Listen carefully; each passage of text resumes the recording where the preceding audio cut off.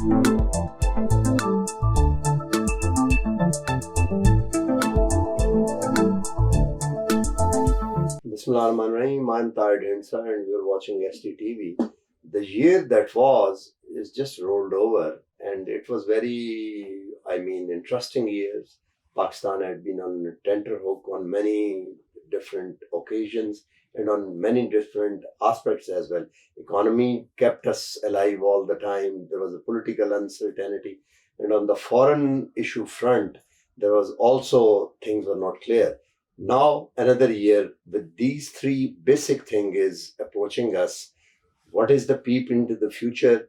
Just to answer that, we have today arranged an interview with an expert on that. And let's ask them, Dr. Abid Karim, very, very warm welcome. How do you see the year that is coming, specifically if we just confine on these three parameters? I'm not a fortune teller to tell you how 2023 would be, but I can certainly, based on certain trends, can present some scenarios. Worst case scenario, best case scenario, and business as usual, depending how these trends they would unfold. Now, few factors that would impact Pakistan's economy and in fact world's economy in 2023, they are the emerging geopolitical alignments.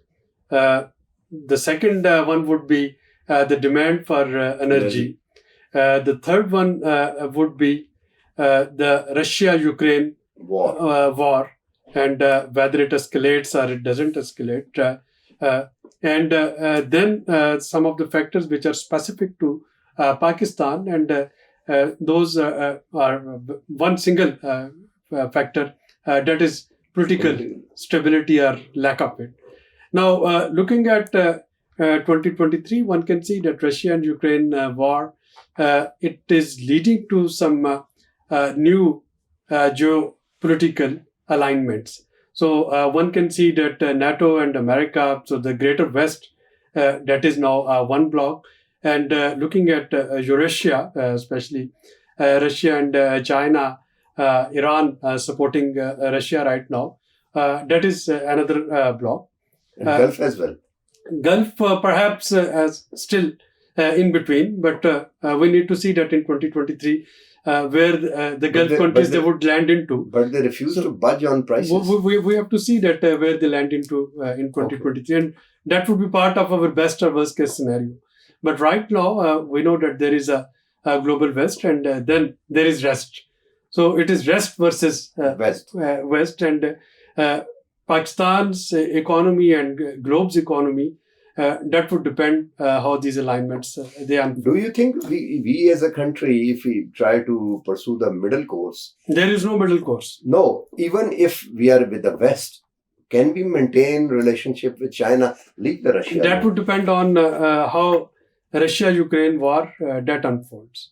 So the first factor, if I go back to my first factor, so the first factor is this geopolitical alignment. Second is demand for energy in the context of rapid cases of COVID in China. So already with the rapid cases in China and Italy and United States and many other countries putting the pre-test restriction and COVID test restrictions on any passenger coming from China.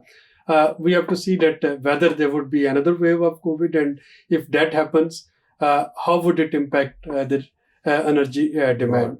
The third important factor is this escalation.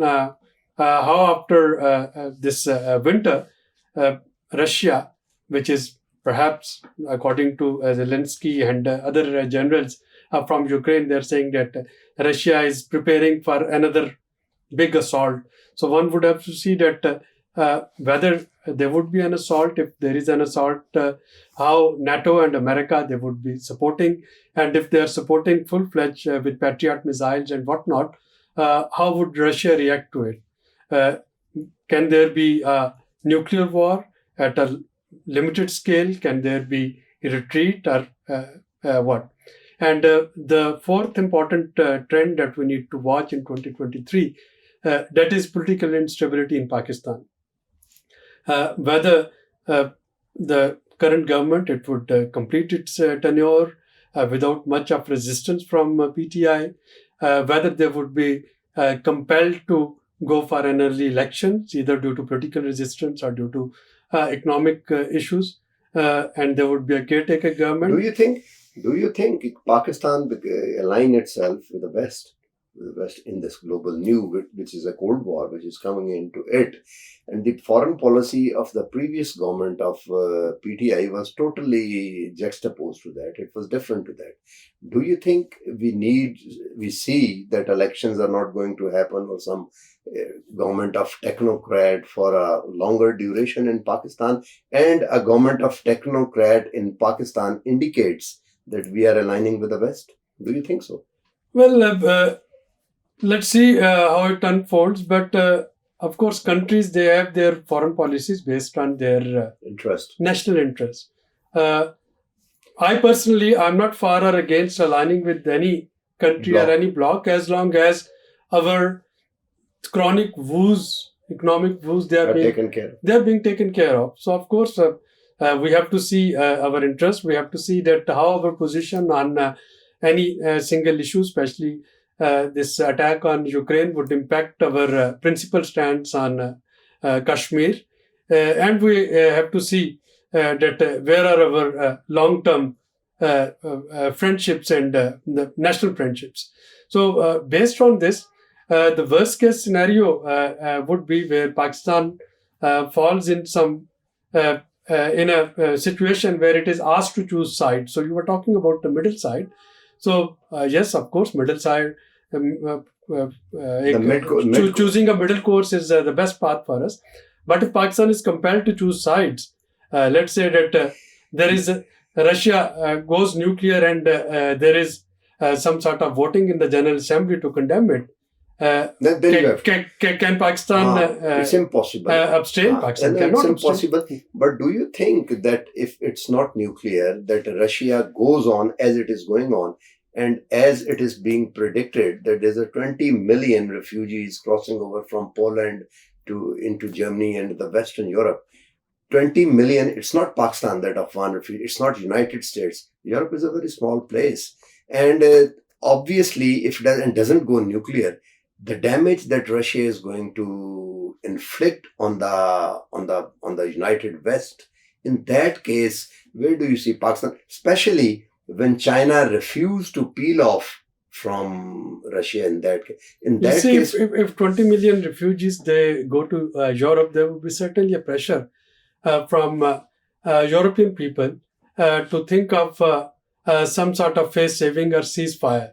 So of course, when America says America first, and when Europe, which is already passing through a recession, if 20 million refugees they enter in any of the single European country, I can foresee that most likely there would be some sort of drift within NATO.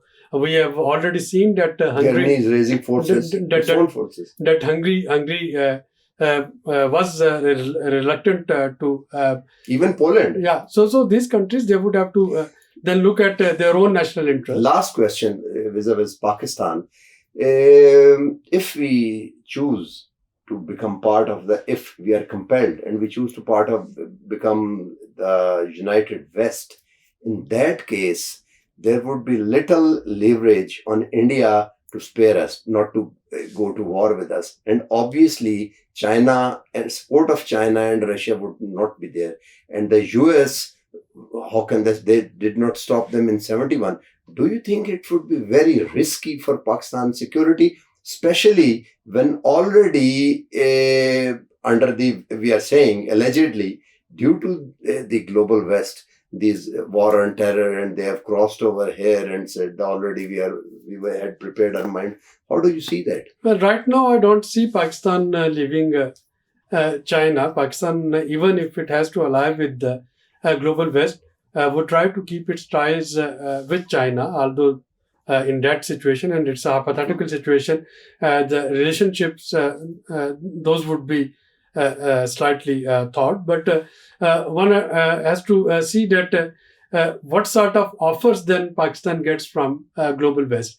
I don't see Global West meeting in terms of offers what China is offering, especially Right. the rollover and the commercial loans, etc. So now one has to see that what are the trade-offs Yeah, what are the trade-offs? in choosing sides. And as I said, that everything it depends. ultimately boils down to national interest. Yeah. And if the trade-offs, any of the odds, they are in our favor in choosing a particular bloc, Pakistan should be able to do it. But I don't see that any single bloc can take care of all of our views. So in that case, Pakistan Should would have the mid-course. Yeah, would have to try to somehow maintain this tricky balance between its relation with the Global West vis-a-vis rest. Thank you very much. Last time when Pakistan was forced to take sides, that was with a Global West, and I mean that at that time United States was there, and at that time obviously all that economic development was a direct result of that. This time we are already entrenched with China with their loans and CPEC. So let's see. It's a difficult moment, and it would be a difficult. It is a difficult years ahead. With this, we goodbye for now and hope best for that. Pakistan should be able to do what is best for the country, best for its people and the armed forces as well. Goodbye.